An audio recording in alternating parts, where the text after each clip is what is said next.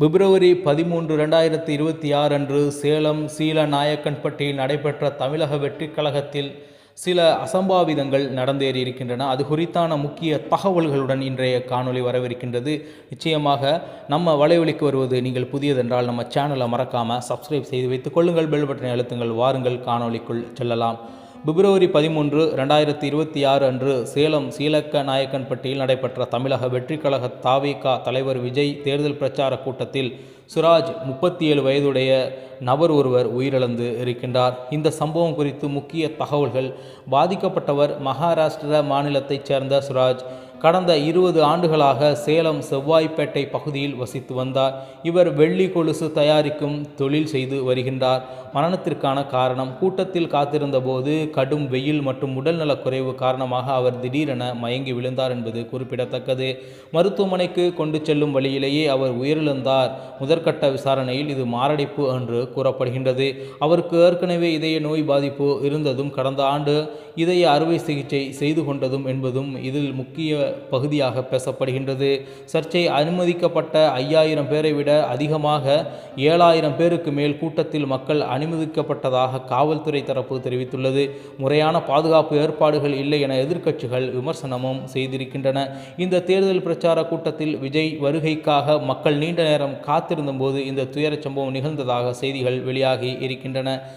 அடுத்த இரண்டாவது செய்தியாக பிப்ரவரி 13, 2026 அன்று சேலத்தில் நடைபெற்ற தமிழக வெற்றிக் கழக தலைவர் விஜய் தேர்தல் பிரச்சாரத்தின் போது பெண் காவலர் ஒருவர் வாகன விபத்தில் சிக்கினார் என்பது குறிப்பிடத்தக்கது. சம்பவம் குறித்த விவரங்கள். விபத்து சேலம் பெங்களூரு தேசிய நெடுஞ்சாலையில் கமலாபுரம் அருகே பதிவு செய்யப்பட்டிருக்கின்றது. நடந்தது என்ன? விஜய் வந்து கொண்டிருந்த காரை தொடர்ந்து பைக்கில் வந்த தவிக தொண்டர்கள் அங்கு பாதுகாப்பு பணியில் ஈடுபட்டிருந்த பெண் காவலர் மீது மோதினார். காயங்கள். இந்த மோதலில் அந்த பெண் காவலர் நிலைதடுமாறி கீழே விழுந்தார். அவருக்கு லேசான காயங்கள் ஏற்பட்டதாக தெரிவிக்கப்பட்டுள்ளது.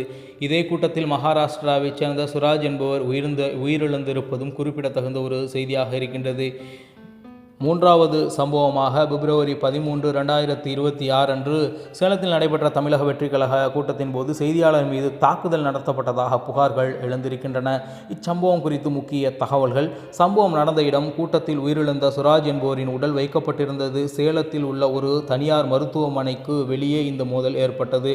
தாக்குதலுக்கு காரணம், உயிரிழந்த நபரின் மரணம் குறித்து தவிகவின் முக்கிய நிர்வாகியுடன் செய்தியாளர்கள் கேள்வி எழுப்பினர். அப்போது அங்கிருந்த தவிக நிர்வாகிகள் மற்றும் தொண்டர்கள் செய்தியாளர்களை வீடியோ எடுக்க வேண்டாம் என கூறி தடுத்துள்ளனர். தாக்குதல் விவரம். இதில் ஏற்பட்ட வாக்குவாதம் முற்றியதில் சில தொலைக்காட்சி செய்தியாளர்கள் மற்றும் ஒளிப்பதிவாளர்கள் தவிகவினர் தாக்கியதாகவும் தள்ளுமுள்ளுவில் ஈடுபட்டதாகவும் செய்தி தெரிவிக்கின்றார்கள். குறிப்பாக நியூஸ் தமிழ் செய்தியாளர் மீது தாக்குதல் நடத்தப்பட்டதாக கூறப்படுகிறது. தவிக விளக்கம். இது குறித்து கருத்து தெரிவித்த தவிக பொதுச் செயலாளர் CTR நிர்மல்குமார் இந்த சம்பவத்தில் வருத்தம் தெரிவித்ததுடன் இதுபோன்ற நிகழ்வுகள் இனி நடக்காமல் பார்த்து கொள்வோம் என்றும் கூறியிருக்கின்றார். இச்சம்பவத்தை தொடர்ந்து அந்த பகுதியில் சிறிது நேரம் பதற்றம் நிலவியது. பின்னர் காவல்துறையினர் வந்து இரு தரப்பினரிடையே சமாதானத்தை ஏற்படுத்தினார்கள் என்பது குறிப்பிடத்தகுந்த ஒரு செய்தியாக இருக்கின்றது. இப்படியாக தவிக மாநாட்டில் கிட்டத்தட்ட 3 அசம்பாவிதங்கள் 13, 2026 அன்று நடைபெற்றதாக தகவல்கள் பதிவாகி இருக்கின்றன. இதுபோன்ற முக்கிய தகவல்களுடன் மீண்டும் உங்களை சந்திக்கின்றேன். இந்த காணொலி உங்களுக்கு மிகவும் பிடித்திருக்கும் என்று நம்புகின்றேன். மீண்டும் அல்லது ஒரு காணொலி உங்களை சந்திக்கின்றேன். அதுவரை உங்களிடம் விடைபெறுவது உங்கள் தமிழா செய்திகள். நன்றி, வணக்கம்.